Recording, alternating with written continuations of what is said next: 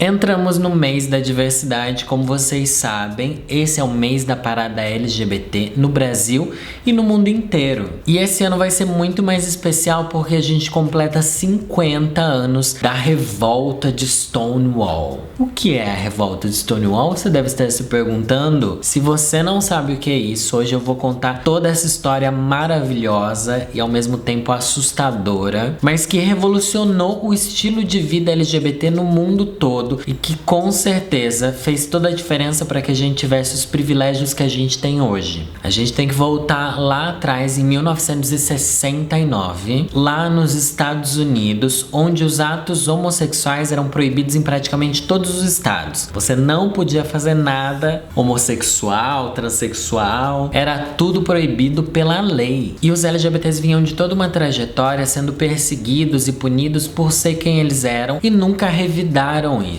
nunca protestaram contra, mas naquele ano a coisa seria diferente. Eu vou contar como isso tudo aconteceu. Os anos 60 foram uma época muito difícil para os LGBTs. Para você ter ideia, na televisão, em vários lugares, eram veiculados propaganda contra homossexuais. Na época eles consideravam a homossexualidade como uma psicopatia, uma doença mental, algo que era preciso ser curado, né? As pessoas tentavam realmente curar os LGBTs. E existia uma campanha muito grande de pessoas importantes falando que era impossível você ser feliz se você fosse homossexual. Pense nisso. Inclusive, uma das coisas mais horríveis dessa época aí, dos anos 60, por aí, era que existiam terapias muito agressivas para curar a homossexualidade, com eletrochoque. As pessoas ficavam presas em clínicas psiquiátricas, sendo sedadas e tomando milhares de remédios. Elas eram castradas, não só quimicamente, né, tomando remédio para cortar sua libido, mas às vezes fisicamente também. E existiam casos até de lobotomia. O que é lobotomia? Abrir sua cabeça pra cutucar seu cérebro, cortar umas partes do seu cérebro, umas coisas horríveis. Deixavam as pessoas vegetando para que elas não fossem homossexuais, transexuais, enfim. E a vida dos gays naquela época era muito perseguida mesmo. Se eles pegavam você no ato gaysístico, tá bom? No ato ali da homossexualidade, além de você poder ser preso, se você fosse levado pra polícia, eles também davam um jeito do seu nome sair nos jornais, de você ter sua vida exposta, pra que tudo que você fizesse fosse prejudicado dali em diante. Ou melhor, se viam que você era gay ou lésbica naquela época, todo mundo ficava sabendo, não deixavam mais você arranjar emprego, te demitiam, as pessoas na rua te maltratavam, você não conseguia mais ter uma vida social normal. Então, se hoje a gente tá aí, ó, toda a geração Lady Gaga, tá bom? Born This Way, todo mundo assumido, naquela época essa coisa de assumir era uma coisa que nem passava pela cabeça das pessoas. Ninguém falava em se assumir, em sair do armário, sabe? E isso era em todos os lugares. Porém, como sempre, a gente ali, ó, os LGBT se junta nos seus nichos, né? Tem uns lugares que a gente acaba usando como reduto para que a gente tenha um mínimo de liberdade. Lugares onde as pessoas são menos preconceituosas, onde existe maior diversidade também. E um desses lugares onde os LGBT se sentiam mais livres era no Village. Village era o quê? Um bairro ali de Nova York, uma regiãozinha onde existiam alguns bares que acolhiam os LGBTs. E esse bairro já era super conhecido por essa fama de ser ali da diversidade, né? Enquanto mais revistas publicavam que lá o Village era um bairro moderno e descolado, as igrejas da época falavam que lá era o lugar que o demônio morava, tá bom? É um lugar que ninguém devia frequentar. Mas pense, se na igreja tá lá os caras falando assim, olha, não vai lá porque lá tem as bichas. As bichas que frequentavam a igreja ficavam sabendo que lá era o lugar que elas iam encontrar pessoas iguais a elas, entendeu? Então no final até quem falava mal do Village acabava divulgando que lá era o lugar onde os LGBTs poderiam ir pra serem acolhidos. Daí lá era tipo, sei lá, a Rua Augusta daqui de São Paulo, ou a rua mais gay aí da sua cidade onde você mora. Lugar cheio de drags, transexuais, gays afeminadas, sapatona de todo tipo. E era um lugar onde a maioria das pessoas que moravam ali ou conviviam ali tinham sido rejeitadas pelas famílias delas, o que é muito comum até hoje. Em alguns documentários aparecem as pessoas se referindo ao Village daquela época como um lugar, veja só, onde você poderia ser gay e andar na rua e conversar com outros gays, sem ter medo. Veja que bizarro, se hoje em dia isso é a coisa mais normal que a gente faz, ainda mais marcar encontro no Grindr, naquela época isso era algo, nossa, surreal. Eu posso ser gay na rua e conversar com outros gays sem morrer de medo. Veja que bizarro. Isso faz só 50 anos, gente, é muito pouco tempo. E justamente por essa diversidade, lá abriram alguns bares. Só que era proibido ter bar pra gay, porque ser gay era proibido, né? Então não podiam ser bares explicitamente gays. Então eles ficavam mais escondidos, ficavam numas ruas mais desertas, assim, nos becos, num lugar onde ninguém frequentava, sabe? Não passava muito carro e tal. Mais ou menos onde fica a sauna hoje em dia, entendeu? Um lugar que é pra ninguém ver o que você tá indo fazer ali. E mais do que isso, como era ilegal vender bebida pra gays e LGBTs, todos esses bares ali da região que eram pra esse público, eles eram administrados pela máfia. Pensa só, as bichas eram mafiosas. Porque tinha que ser tudo ilegal, a bebida era de contrabando e tal, a bebida era bem mais cara, porque as gays não tinham onde beber, tinham que beber lá, enfim, era toda uma máfia, literalmente era coisa da máfia. O poderoso chefão, tá bom? A poderosa chefona. E é claro que a polícia sabia da existência desses bares, só que como era máfia e como tinha polícia, rolava muito uma propina ali para que os bares não fossem sempre fechados ou interditados, então a coisa meio que se equilibrava ali totalmente na clandestinidade. E quanto mais gays ficavam sabendo da existência desses bares, mais gays surgiam e a coisa começou a ficar mais movimentada. O que chamou mais a atenção dos políticos da época, era uma época assim onde a política estava efervescente. E para vocês terem uma ideia, eles começaram a querer limpar as ruas. Quando a gente fala de limpar as ruas, a gente não tá falando de, sei lá, passar uma vassoura na rua igual você faz aí de manhã na sua casa, quando você acorda porque você é velha que acorda cedo. A gente tá falando de eliminar pessoas de todas as maneiras possíveis. Pra vocês terem uma ideia, eu vou aqui abrir um parênteses de algo que tem muito a ver com a minha vida e possivelmente com a sua vida também, que existia uma lei específica, uma lei já bem antiga, que proibia as pessoas de se montar. Sim, você não poderia ser drag. Era proibido um homem vestir roupas do outro gênero. Não era algo que, tipo, a sociedade achava ruim, era algo que a lei te punia. Essa lei dizia o seguinte absurdo, gente. Você devia estar usando no mínimo três peças de roupa pertencentes ao seu gênero. Ou melhor, você tinha que estar usando no mínimo 3 roupas de homem pra você não ser preso, sabe? E se você tivesse montado, se você tivesse com mais peças de roupa feminina, ou que seja, a polícia te levava e obrigava você a tirar a roupa pra você provar que você era de um gênero ou de outro. Ou melhor, se você estava com roupa de mulher, você tinha que tirar a sua roupa e mostrar que você tinha uma vagina, senão você ia ser preso. E o que é mais absurdo ainda, gente, os policiais se disfarçavam pra entrar nesses bares, ou melhor, os policiais se montavam pra se infiltrar no meio das bichas, tá bom? Era o quê? Policial disfarçado, meu amor. É sério, desde aquela época. E lá pro final dos anos 60, o movimento político nos Estados Unidos estava muito conturbado. Os Estados Unidos era um palco assim mundial para alguns movimentos sociais muito importantes que mudaram a história da humanidade ocidental. Por exemplo, a liberação sexual, né, com os hippies, os movimentos super importantes dos direitos dos negros, que aconteciam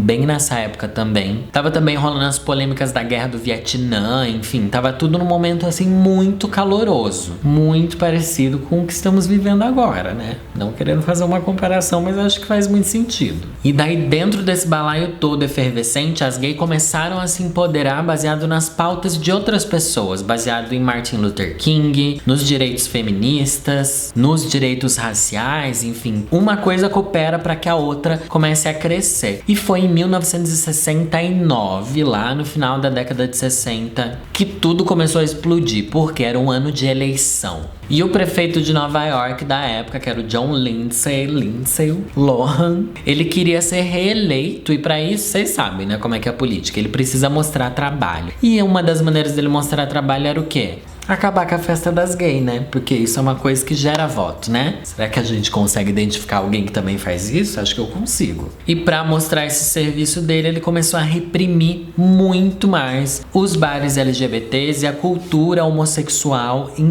toda a região. Porém, essa estratégia tão repressora dele entrou em conflito com o momento político onde as pessoas estavam se empoderando e é óbvio que isso daí ia explodir de alguma forma. Não era novidade que os polícias chegavam lá nos bar querendo bater bater nas gays, fechando bar, isso era uma coisa muito comum. E poucas semanas antes da grande revolta de Stonewall, o próprio bar Stonewall já tinha sido fechado pela polícia, enfim, era uma coisa muito corriqueira. Porém, na madrugada do dia 28 de junho de 1969, as pessoas não aceitariam mais passar por isso dentro do bar Stonewall Inn. E pela primeira vez, as pessoas que estavam dentro do bar começaram a resistir à prisão e a confrontar os policiais que estavam ali. Com esse tumulto que ocorreu dentro do bar, pela primeira vez também uma multidão começou a se juntar fora do estabelecimento, ali na frente do bar, confrontando fisicamente a polícia. As gays partiram pra cima, querida. Foram pra cima.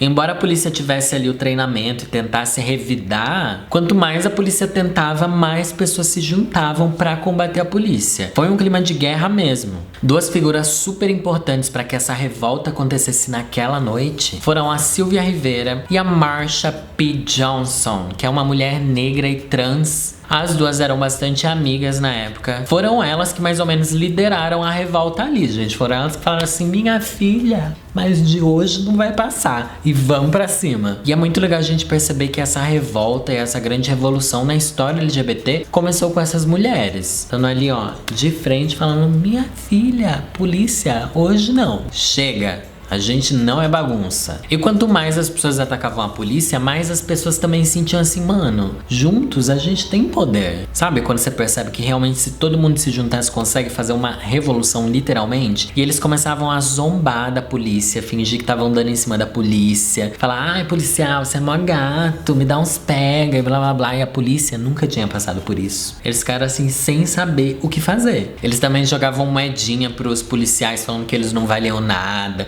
não valia nem 10 centavos. Do lado de fora tava esse clima de multidão insuportável pra polícia. Eles acabaram correndo e se escondendo dentro do bar. No final, dentro do bar acabou sendo mais seguro do que lá fora. As pessoas começaram a atacar fogo na rua, assim, fogo, incendiar um monte de coisa no meio da rua. E ali os LGBTs começaram a ver pela primeira vez a polícia com muito medo. Finalmente, os oprimidos conseguiram se sobressair aos opressores. Mas é óbvio que, vendo isso tudo acontecer, a polícia chamou reforços, veio a tropa de choque. E quando a tropa de choque chegou, eles tiveram um combate físico mesmo muito forte. E a polícia, inclusive, deu declarações de que ninguém esperava que os LGBTs fossem assim. As pessoas não esperavam. Todo mundo sempre teve as bichas como: ai, afeminada, ai, fraquinha, ai, a bicha não faz nada, a bicha tem medo, a bicha não sabe nem jogar futebol, a bicha tem voz fina. Quando eles viram que no fundo a gente era igual a qualquer pessoa e a gente podia revidar, e principalmente que finalmente a gente tinha se unido, foi um choque pra todo mundo. Não só pra polícia, que tava sendo ali, ó, destruída pelas bichas afeminadas, mas também pros próprios LGBTs, que nunca sentiram esse poder que eles mesmos tinham. Muita gente saiu ferida desse confronto, tanto policiais quanto os LGBTs. Só que quando tudo passou,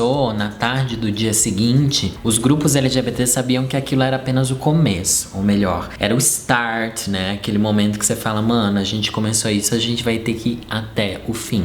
E as bichas fizeram o quê? Criaram um grupo no WhatsApp pra chamar as amigas? Mentira, porque não tinha WhatsApp naquela época. O que eles faziam? Eles panfletavam, literalmente, eles imprimiam panfletinhos pra espalhar notícia de que a revolta tinha acontecido, pra convidar as pessoas pra se unirem a eles e tal. Isso passava de boca a boca e saía em todos os jornaizinhos ali do submundo LGBT, que existiam alguns periódicos, né, da cultura LGBT ali, que eram super clandestinos, mas que funcionavam bastante. E na noite seguinte mesmo, o Stonewall já abriu de novo, porque as bichas falaram assim: mas pode estar tudo quebrado aqui dentro. E tava mesmo. O bar já era feio, conseguiram destruir mais ainda. Mas a gente não vai deitar, a gente vai voltar pro Stonewall. Percebe que isso daí era um ato de protesto deles. E esse protesto acabou atraindo mais pessoas. Uma coisa que ninguém imaginava era que as pessoas que moravam ali nas proximidades desse bairro, mesmo as que não eram LGBTs, não eram da diversidade, elas começaram a apoiar os protestos também. Muita gente se uniu nessa aglomeração de pessoas pra apoiar o movimento. Pessoas que não eram gays, pessoas que eram gays, mas que eram enrustidos, pessoas que já tinham trabalho, pessoas que não sofriam essa opressão, sabe? Pessoas que não moravam ali no village, começaram a ir pra lá pra se juntar na multidão. Falar assim, minha filha, tamo com você. Vê que bonito? Você percebe que esse é, ó, até me arrepia falando. Você percebe que esse daí é o começo de uma parada LGBT? Não é só os LGBTs, é todo mundo se unir em prol de uma causa muito importante. E as pessoas tiveram esse despertar de consciência naquela época, e por causa dessa grande revolta. E o que é legal é que todo mundo de diversas outras pautas também se uniram para apoiar essa pauta. Lá tinha Panteras Negras, pessoas que eram contra a guerra do Vietnã, feministas, porque as pessoas entenderam que esses movimentos meio que se complementavam, se atravessavam de alguma forma. Isso trouxe muito mais gente para essa revolta. Porém, nos dias seguintes, a polícia também chegou muito mais forte, né? Eles chegaram muito mais preparados, já que na primeira noite eles tinham sido pegos de surpresa. Mas isso já não importava mais. Era um caminho sem volta. Os LGBTs já tinham partido em frente, já tinham descoberto que eles tinham esse poder se eles tivessem se unido. E a coisa nunca mais voltaria atrás. E culminaria em tudo que a gente tem hoje.